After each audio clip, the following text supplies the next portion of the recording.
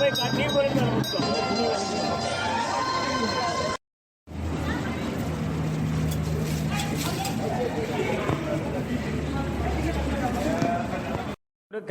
Main ரோட்டிலே கூப்பிடு விநாயகர் கோயில் அமைந்துள்ளது.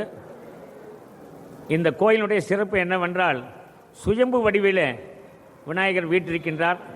2009ஆம் ஆண்டு கும்பாபிஷேகம் நடைபெற்றது. அதற்கு பிறகு 2023ஆம் ஆண்டு மிகச் சிறப்பாக அற்புதமாக 60,000 பேர் கலந்து கொண்டார்கள். அந்த கும்பாபிஷேக விழாவிலே தமிழ் முறைப்படி நாங்கள் செய்து கொண்டிருக்கின்றோம். இந்த கோயிலின் சிறப்பு என்னவென்றால் ஏர்செல் முதலாளி அவர்கள் 10 வருடங்களுக்கு முன்பு இந்த மெயின் ரோட்டில் வந்திருந்தார். வந்து சாமி கும்பிட்டு ஒரு கோரிக்கை வைத்தார்.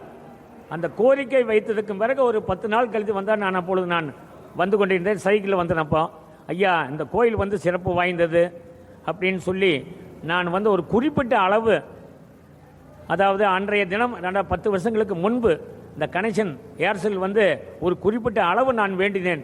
ஆனால் வேண்டியதற்கு அதிகமாக 10 லட்சம் கனெக்ஷன் வந்து அன்போடு கூறினார். அடுத்த நாள் இந்த கோயிலில் வந்து எங்களுடைய ஊழியர்கள் எல்லாரும் வந்து இங்கே பொங்க வைக்கணும் என்று கூறினார்கள். அதன் அடிப்படையில் அவர்கள் எல்லோரும் வந்து இந்த கோயிலில் தரிசனம் செய்தார்கள். அப்பொழுது மெயின் ரோட்டில் இருந்தது. அதற்கு பிறகு ரோடு விரிவாக்கத்துக்கு பிறகு இந்த கோயில் ஊர் கமிட்டி சார்பாக வேண்டுகோள் விடுத்த பிறகு கோயிலினுடைய அதாவது ரோட்டுக்கு தென்புறம் இந்த கோயில் அமையப்பட்டது. பிரசன்னம் பார்த்தோம். இந்த கோயிலோட சிறப்பு என்னவென்றால் 30 வருடங்களுக்கு முன்பு அதாவது பழனியப்பன் என்ற ஒரு பூசாரி இருந்தார். அவர் தூங்கி கொண்டிருந்தார்.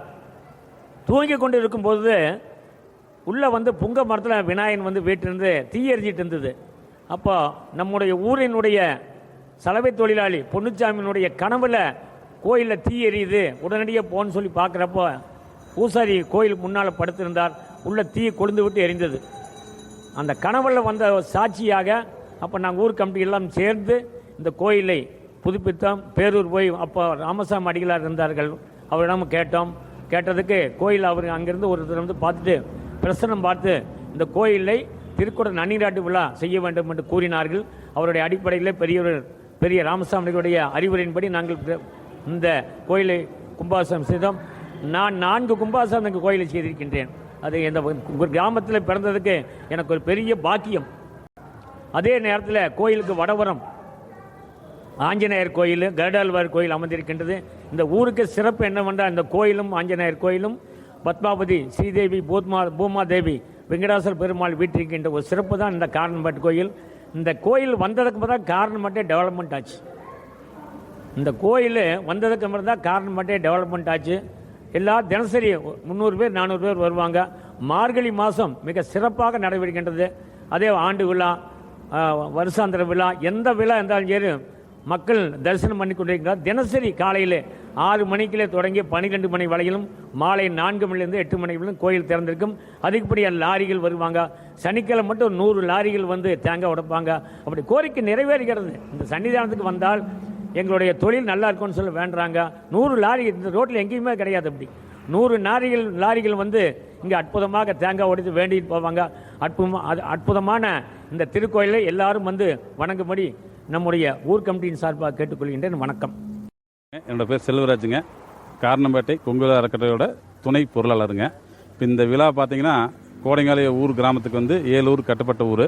அந்த ஊர் சேர்ந்த மாகாளியம்மன் கோயில் திருவிழா வந்து கடந்த செவ்வாய்க்கிழமைக்கு நோம்பி சாட்டி 1 வாரத்து விழா 8 நாள் விழா சாட்டியிருக்காங்க.